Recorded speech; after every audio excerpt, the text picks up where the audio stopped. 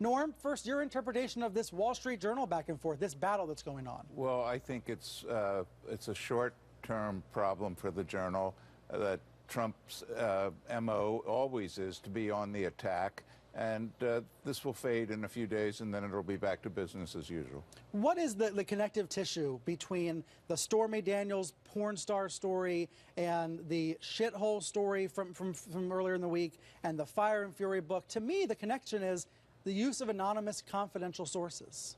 Well, there's certainly an important part of covering Donald Trump. You wrote a piece for Time this week, the new issue of Time, arguing in favor of leaks. Well, I think that leaks are one of the ways in which we as a country learn about how our leaders are behaving, what our leaders are thinking, what our leaders are doing. And anonymity has been a part of the American fabric since the Constitution was passed. But even the word leaks sounds like a bad thing, right? Well, no one wants a leak. Well, but people like plants. So it's a question of which way you want to think about it. Right, that's good. Steve, I wanted to get your interpretation of another of the week's developments. President Trump talking about libel laws. It seemed to be a response to Michael Wolff's book, Fire and Fury. Trump repeated this common press attack. Here's what he said. We are going to take a strong look at our country's libel laws so that when somebody says something that is false and defamatory about someone, that person will have meaningful recourse in our courts. He wants to, it seems, strengthen the libel laws. Now, these are state-level laws. They're already on the books in every state. Does the president misunderstand how libel laws work, Steve?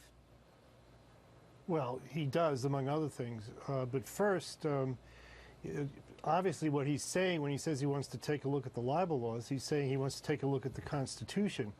And I would warn him about two things. The first is that he is, if anyone, he is the primary beneficiary of our country's relatively liberal libel laws, because if there was ever anyone who repeatedly says things that he knows are false, that are defamatory to people, it has to be Donald Trump. You know, if you think about it, the single best potential plaintiff in the world is President Obama, who luckily has the good grace not to think about things like a libel suit. But the fact is that President Trump repeatedly said something that he knew to be false or that he was reckless about, which is that President Obama wasn't born in the United States and wasn't entitled to be the president.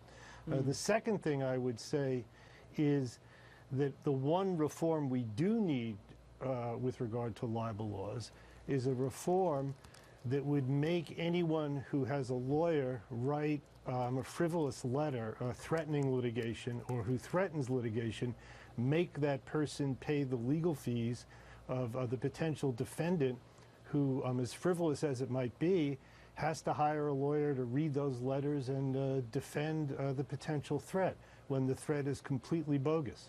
That's a reform of libel laws that needs to happen. Is there any reason to be worried, Norm, about the president bringing this back up? I know he talked a lot about it on the campaign trail, but it's relatively, you know, he's only mentioned it once before as president. To hear him talking about legal action against people. Well, the specific complaint is probably not worth worrying about, but if you think about it in terms of a bigger attack on the media and on the credibility of media, then it's certainly worth thinking about and taking seriously. Yeah. And meantime, Fire and Fury, it's been #1 on Amazon for 10 days, #1 on the New York Times list. Steve, we saw a new back and forth between Trump and Wolff today. Wolff tweeted overnight, Trump tweeted this overnight. Let's put it on screen if we can. He called the book a fake book by a mentally deranged author who knowingly writes false information. Just this morning, Wolff responding saying, it seems possible my book is helping push the president to a crack-up. If so, what happens? But let's deal with Trump's tweet. Is it, we're talking about whether Trump, whether libel laws, is it possible when the president's calling a reporter mentally deranged, would Wolff ever have a legal case against the president?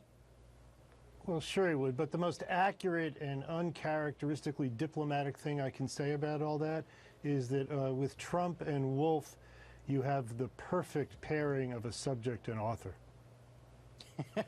You haven't been the biggest Wolff fan over the years? Well, that speaks for itself.